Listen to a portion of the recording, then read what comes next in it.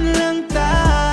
Sige padayon lang, padayon lang ta.